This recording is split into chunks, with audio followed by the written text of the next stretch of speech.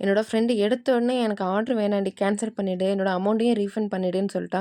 எனக்கு என்ன பண்றதுன்னு தெரியல. அவ ஏன் இப்படி சொல்றான்னே எனக்கு ஃபர்ஸ்ட்டு புரியவே இல்ல. அதுக்கப்புறம் தான் தெரியுது நான் அவளுக்கு சென்ட் பண்ண கொரியரே வந்து அவளுக்கு வந்து சென்ட் ஆகலன்னு. நான் மதுக்கூருக்கு தான் அந்த கொரியர் நான் போட்டிருந்தேன். அந்த டைம்ல என்ன ஆயிருச்சுன்னா, மழை ரொம்ப பெஞ்சதுனால சம்திங் ஏதாச்சும் டிலே ஆயிருக்கலாம். அந்த மாரி விஷயம் ஏதாவது ஆயிருக்கலாம். ஆக்சுவலா அவ என்ன ஆர்டர் பண்ணியிருந்தான்னா, போர்ட்ரெய்ட் டிராயிங் தான் ஆர்டர் பண்ணியிருந்தா.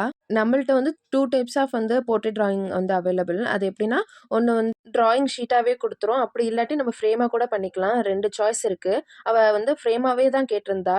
அண்ட் அது மாரி அவளுக்கு ப்ராடக்ட்டும் பண்ணி குடுத்துட்டோம். எனக்கு என்ன பயம்னா, ஏன் அவளுக்கு ரீச் ஆகல? எதுவும் சம்திங் மிஸ்டேக் ஆயிடுச்சா? இல்லாட்டி அது எங்கேயாவது வேற இடத்துலயாவது லாக் ஆயிடும். அப்படி இல்லாட்டி ரிட்டர்ன் ஆயிடும். அது வேற நான் பயந்துட்டு இருந்தேன். அல்ஹம்துலில்லாஹ் கொரியரும் அவளுக்கு நல்லபடியா டெலிவரி ஆயிடுச்சு. நான் அவள்ட்ட கேட்டிருந்தேன். அவளும் டெலிவரி ஆயிடுச்சுன்னு சொல்லியிருந்தா.